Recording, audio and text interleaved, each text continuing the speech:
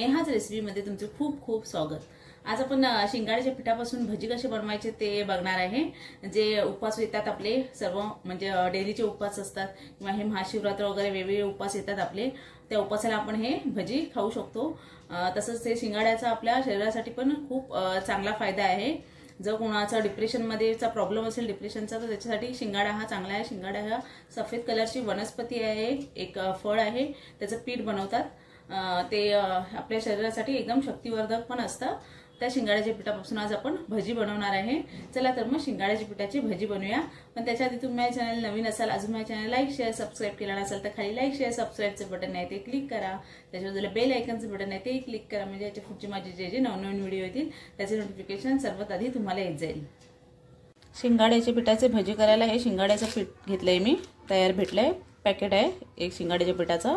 हे काळी मिरी पूड आहे आणि हे सेंधा मीठ आहे, उपवासाचं मीठ बोलतात ते आहे सेंधा मीठ। हे तिन्ही आपण मिक्स करून घ्यायचं आहे पाण्यामध्ये भिजवून। जर तुम्हाला काळी मिरी चालत नसेल उपवासाला तर हिरव्या मिरचीची पण तुम्ही बारीक पेस्ट करून किंवा ठेचून वगैरे ह्याला खलबत्त्यामध्ये ठेचून हिरवी मिरची वापरू शकता त्याच्यामध्ये। एक वाटी हे पीठ घेते मी, काळी मिरी पावडर टाकते, मीठ टाकते, पीठ घेतलंय त्याच मापाने मी पाणी पण घेते त्याच वाटीच्या मापाने। सर्व एकदम नाही ओतायचं आहे, थोडं थोडं घालून मिक्स करायचं आहे।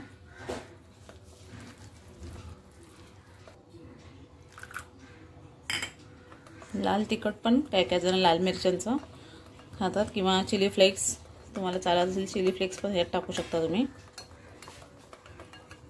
हे सर्व मिक्स करून घेतलंय मी, असं घट्टसर पीठ बनवून घ्यायचं आहे। त्याच्यातलं एवढं पाणी उरलंय, अर्धीच वाटी लागले आपल्याला, पाणी पूर्ण लागलं नाही आहे। आता भजी करायला घेऊया। असे बटाटे कापून घेतलेत मी पातळ,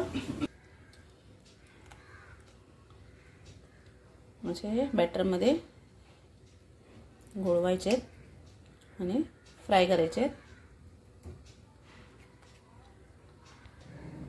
गॅसवर तेल तापायला ठेवलंय मी, तेल आपलं तापलंय, त्याच्यात आता एक भजी सोडूया आपण।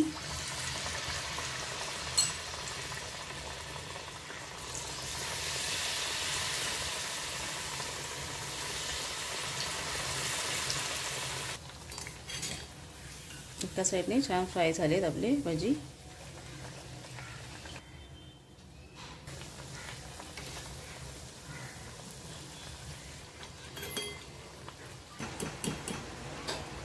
सर्व फ्राय झालेत आपले भजी।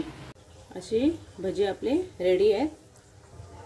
थोडा डार्क कलर दिसतोय त्याचा, पण एकदम क्रिस्पी आणि कडक झालेत आणि चवीला एकदम छान झाले, टेस्टी आहे। नक्की करून पहा तुम्ही। कशी वाटली भजीची रेसिपी?